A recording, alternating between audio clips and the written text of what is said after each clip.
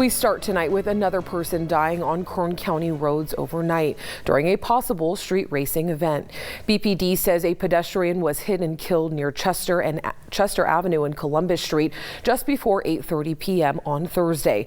That's when two cars were reportedly street racing and hit a man as he was walking and he was trying to cross the street. Both drivers left the scene and the man was pronounced dead at the hospital.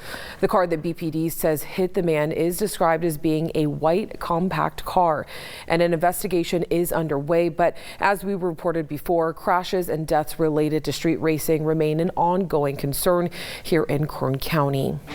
However, that issue is definitely not new to law enforcement, though, and police agencies have held a special town hall and periodic enforcement operations aimed at cracking down on street racing in our community. 23 ABC's Austin Westfall joins us live from BPD headquarters and Central Bakersfield with an update from police on where the problem stands and how they hope to continue to fight this in the future. Good evening, Austin.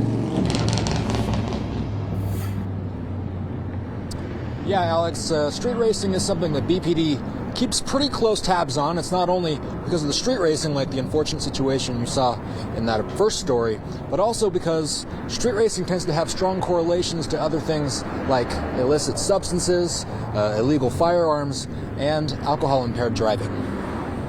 Have we stopped it? No. I think you talk to anybody in the city of Bakersfield, it's still an ongoing problem, and we're cognizant of that. The Bakersfield Police Department is no stranger to street racers. Sergeant Robert Pear says that although their department has held several street racing enforcement operations, the city hasn't seen a significant decline in the number of street racing calls to police. The deadly street racing incident on Thursday night, a reminder that the problem is still very real. I would like to say that that's an anomaly, but we've seen them before. Pear says law enforcement agencies up and down the state are having similar trouble with street racing. He says where BPD sometimes runs into issues is staffing, because officers often have to prioritize other calls like life and death situations. We get a report of 400 to 500 vehicles blocking an intersection.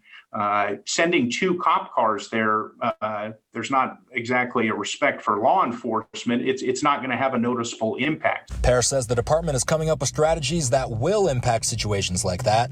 Consistently having appropriate staffing for large gatherings like that simply isn't feasible. But he also adds that the department works with various other partner agencies like the California Highway Patrol to strategize. And we're not going to get into a lot of detail on things that we may or may not be doing to curtail this type of activity because we want it to be successful. If you witness street racing activity that appears to be dangerous or cause for emergency, you're encouraged to call 911.